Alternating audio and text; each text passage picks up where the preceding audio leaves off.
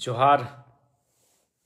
आज काफ़ी दिनों बाद लाइव पेज से जुड़े हैं, चूँकि मामला अत्यंत मार्मिक, अत्यंत दुखद और पीड़ादायक है।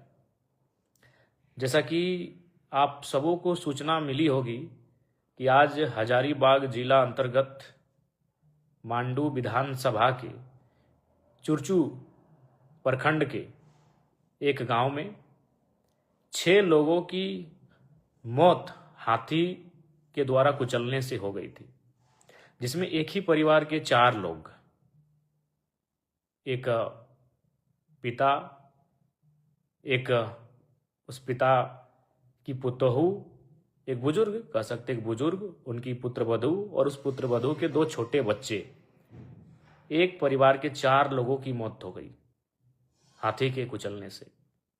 और बगल में 2 लोगों की, यानी एक घटना में 6 लोगों की जानें चली गई हाथियों के उत्पात के कारण, हाथियों के तांडव के कारण। लेकिन प्रश्न ये है कि राज्य सरकार और सिस्टम कर क्या रहा है?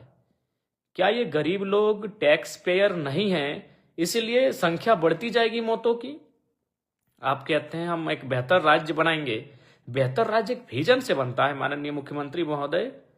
जब एक मौत हो चुका था, उसी समय सिस्टम को इतना दुरुस्त कर देना चाहिए था कि अगली बार घटना ना घट पाए। तो मुझे लगता है ये बहुत ही चिंता का विषय है। और तुरंत सूचना मिली, हम सुबह गए, जो कि हम क्षेत्र में ही थे, आसपास थे, तो हम चुरचू गए, परिजनों से मिले, उन्हें सांत्वना देने का कार्य किया। डीएफओ तथा अन्य बीडीओ समेत अन्य पदाधिकारियों से हमारी टेलीफोनिक बातचीत हुई। उन्हें मैंने स्पष्ट कहा कि जिस क्षेत्र में हाथियों के जाने की सूचना मिल रही है, आप उसमें लोगों को, अपनी टीम को अलर्ट करिए, लोगों अपनी टीम को वहां पर गश्ती दल को भेजिए, उन्हें मॉनिटरिंग करने बोलिए, और जब तक क्षेत्र में हाथी बने हैं तब तक लोगों से भी अपील करते रहिए और उनकी सुरक्षा करिए। लेकिन फिर सुन रहे हैं, वहां से जैसे ही आए 2 लोगों का जान चला गया। तो वही ये आश्चर्यजनक है, जब सुबह 6 लोगों की जान जा चुकी है और वहीं 2 किलोमीटर के बाद फिर शाम को 2 लोगों की जान चली जाती है, तो बिल्कुल आज मैंने संदेह हो रहा है कि आम व्यक्ति को जीने का अधिकार है कि नहीं। जो भारत का संविधान हमें राइट टू लाइफ की बात करता है, जो सबके लिए जीने का अधिकार है, तो उसमें जो लोग अमीर नहीं हैं, जो लोग गरीब हैं, लाचार हैं, मजदूर किस्म के हैं, किसान किस्म के हैं, उनको जीने का हक है या नहीं है? अगर है तो सुबह 6 लोगों की जान जा चुकी थी, तो रात को 2 लोगों की जान जाने का इंतजार क्यों किया गया? सिस्टम वहां क्या कर रहा था? और सबसे आश्चर्यचकित बात यह है कि हमें लगता है कि पिछले 3 महीनों में जो क्षेत्र है आपका गोमिया, मांडू, मतलब ये आसपास का ही क्षेत्र, एक पार्टिकुलर क्षेत्र है जहां पर लगभग आज की अगर शाम के 2 लोगों की मृत्यु की बात करें तो 39 लोगों की मृत्यु हो गई। 39 लोग एक बहुत बड़ा नंबर होता है। लोगों की जान, इतनी मात्रा में लोगों की जान चली गई। और आश्चर्यजनक बात है कि सरकार इस पर कोई चर्चा नहीं, माननीय मुख्यमंत्री ने कोई संज्ञान नहीं लिया, ना ही माननीय मुख्यमंत्री महोदय ने कभी किसी को एक आपातकाल बैठक बुलाई है, कोई भी एक बैठक बुलाया होता कि मतलब इसका मतलब है कि वो गंभीर नहीं है इन चीजों को लेकर। ये बड़ा दुर्भाग्य का बात है कि एक के बाद 39 लोगों की जान महज कुछ महीनों के अंतराल में हाथियों के द्वारा कुचलने से जा चुकी है। और आज तो बड़ा ही माने बहुत ही मर्माहत करने वाला बात है कि एक परिवार के 4 लोग मर गए। एक परिवार के सोच के देखिए, रूह कांप उठेगी। एक परिवार, एक गरीब परिवार, उसके 4 लोग, 4 सदस्य, 2 छोटे बच्चे, एक महिला और उस महिला के ससुर जी, और जो 2 बच्चे थे उस महिला के बच्चे थे, यानी एक परिवार के 4 लोग मर गए। और शाम को फिर उसी क्षेत्र में 2 लोग फिर हाथियों के उत्पात से मारे गए। अब सवाल यह बनता है कि सिस्टम कहां है? इसका मतलब ये सिस्टम हमारा कर क्या रहा है? जिनकी जिम्मेदारी है हमारी सुरक्षा की, क्या वो कोयला, बालू, अवैध खनिजों की जो तस्करी हो रही है उसी में पूरा ध्यान उनका है? कहां है वे लोग? देखिए, एक मौत होती, निसंदेह हम लोग भी, अगर एक घटना होती, हम लोग भी सोचते ये आपदा है, एक अचानक से एक घटना हुई, सिस्टम इसके लिए तैयार नहीं था, लेकिन एक के बाद 39 लोग मर चुके हैं। तो इस पर अगर आप बात नहीं करेंगे तो बड़ा विचित्र बात है। एक अगर घटना घटती तो निसंदेह हम लोग कहते हैं कि भाई चलिए यह आपदा थी और होनी को अचानक हो गई, लेकिन सवाल यह है कि एक के बाद एक 39 लोगों की जान जा चुकी है। आज 8 लोगों की जान गई केवल चुरचू क्षेत्र में। चुरचू जो हजारीबाग जिले का एक छोटा सा ब्लॉक है, उसी क्षेत्र के एरिया में 8 लोगों की जान चली गई हाथी के कुचलने से। आज से ठीक हमें लगता है एक सप्ताह पहले, आज से ठीक एक सप्ताह पहले गोमिया प्रखंड का जो ललपनिया और महुआ टांड का जो क्षेत्र पड़ता है, वहां एक परिवार का 3 और शायद कुल 5 लोगों की जान 1-2 दिन में चली गई थी। यानी महज एक कह सकते हैं एक दिन 5 लोगों की और आज 8 लोगों की जान चली गई।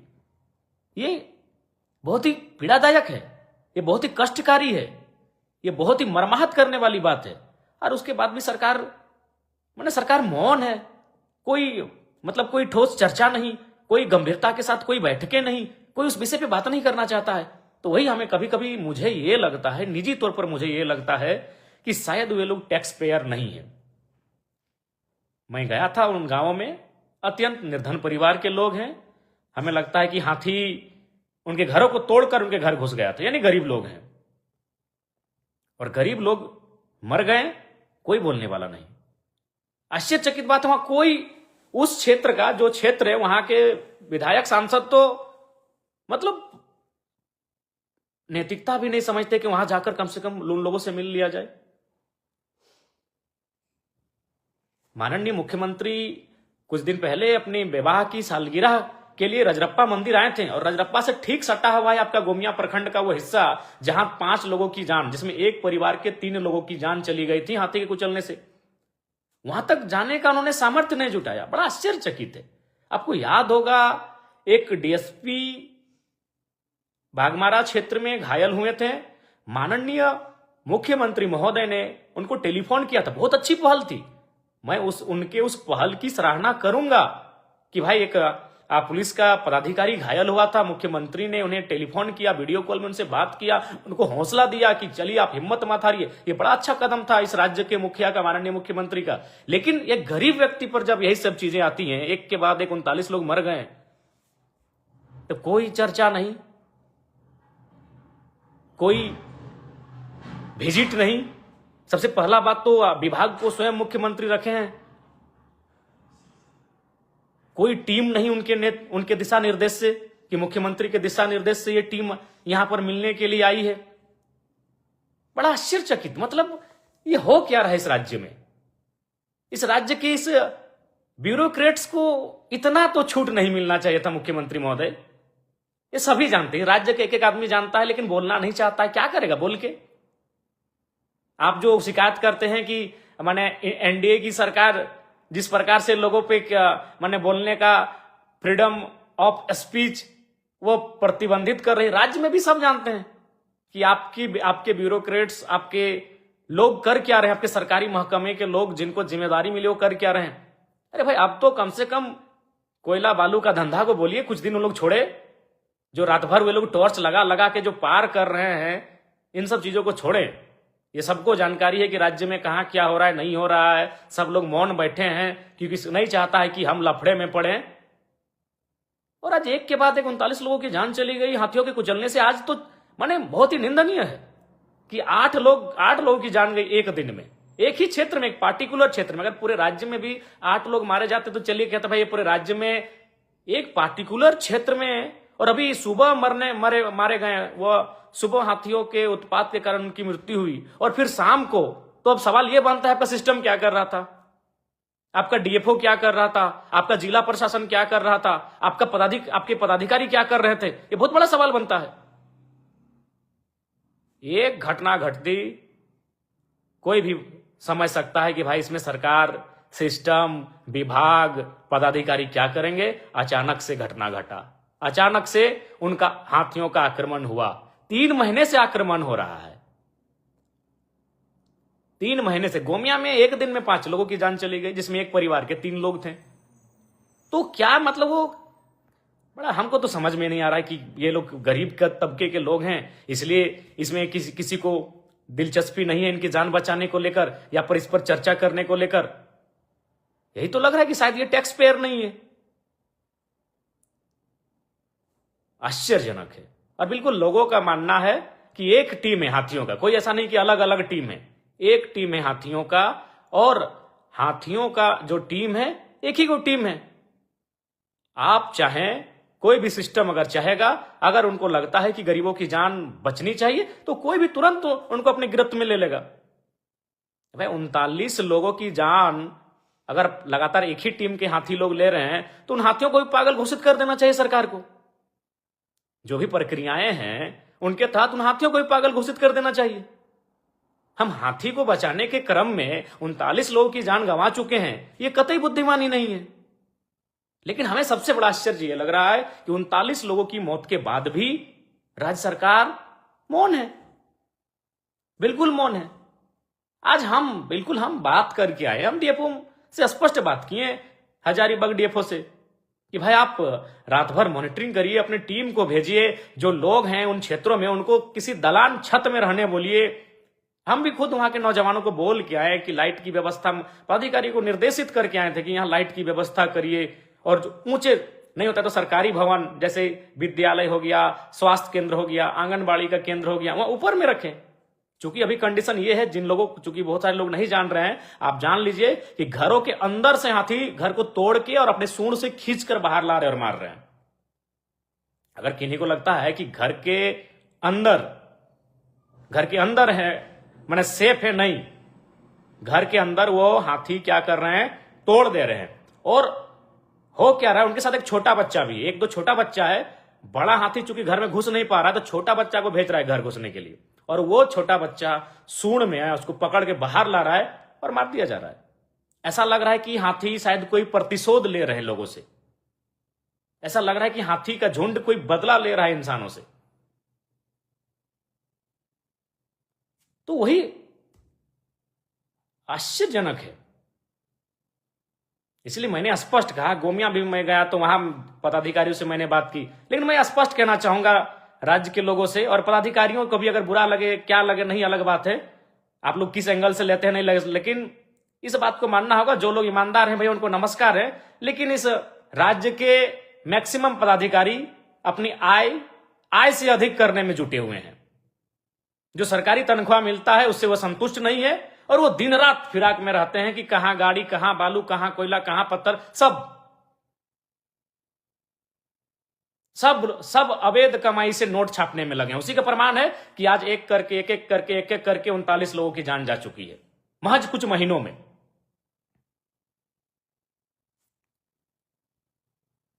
आश्चर्यजनक, घोर आश्चर्यजनक कि हमारा सिस्टम कर क्या रहा है। अरे भाई नहीं है आपके पास तो महीनों से लगातार ये वारदात हो रही है, यानी आप चाहते ही नहीं कि इन चीजों को रोका जाए। घोर आश्चर्यजनक है। अतः मैं इस लाइव सेगमेंट के माध्यम से, लाइव सेक्शन के माध्यम से मैं तमाम मीडिया बंधुओं से भी अनुरोध करूंगा भाई कि कम से कम गंभीरता पूर्वक इन विषयों को हाईलाइट करिए। एक दिन में 8 लोगों का जीवन चला गया है। चूंकि यहां कार्यपालिका बेबस है, उदासीन है, विधायिका भी एकदम उदासीन हो गई है। मैं पत्रकारिता के अंग से कहना चाहूंगा, इन समस्याओं को बेहतर तरीके से हाईलाइट करिए, इन मुद्दों पर सरकार को घेरिए, सरकार से जवाब करिए, सरकार से सवाल करिए, उनसे जवाब मांगिए। नहीं तो आज 39 है, ये 49 होने में समय नहीं लगेगा, और हमें बस केवल अफसोस होगा। हम केवल सांत्वना प्रकट करेंगे, हम केवल शोक और ढांढस बंधाने का काम करेंगे, जबकि हम चाहें तो उन मौतों को रोक सकते हैं। ये बहुत ही आश्चर्यजनक है। एक व्यक्ति की मौत होती, हम लोग कहते कि भाई चलिए यह आपदा है, अचानक से हुआ है। घोर आश्चर्यजनक कि हमारे अधिकारी कर क्या रहे हैं। अगर नहीं तो अब सरकार से मदद मांगिए, सरकार से कहिए कि हमें अन्य राज्यों से सहयोग मांगिए। राज्य सरकार का कर्तव्य बनता है कि अन्य राज्यों से वो सहयोग लें इन विषयों के समाधान के लिए, निराकरण करने के लिए। आश्चर्यजनक है मुख्यमंत्री राजरप्पा आए, वहां से सामने नहीं आ पाए। अतः मैं माननीय मुख्यमंत्री महोदय से आग्रह करूंगा, माननीय मुख्यमंत्री महोदय नींद को तोड़िए, अगर आप सोए हैं तो नींद को तोड़िए महोदय, आपसे आग्रह होगा। और हाथी जो इस राज्य में उत्पात मचा रहे हैं, लगातार उत्पात मचा रहे हैं हाथी, संज्ञान लीजिए, एक आपातकालीन बैठक बुलाइए, सभी पदाधिकारियों को, संबंधित पदाधिकारियों को बुलाइए और एक रूपरेखा तैयार करने के बाद उन्हें निर्देशित करिए कि मौतों के तांडव को रोक लिया जाए, मौतों के तांडव को रोक लिया जाए। यह बहुत ही दुर्भाग्य की बात है। और साथ ही मैं सभी मृतकों को श्रद्धांजलि अर्पित करूंगा, उनके परिवार को साहस मिले, मैं ये प्रार्थना करता हूं। बाकी राज्य की जनता, जरूर आप इस विषय पर, मौतों के इस तांडव पर अपनी सरकार से जरूर सवाल पूछेंगे।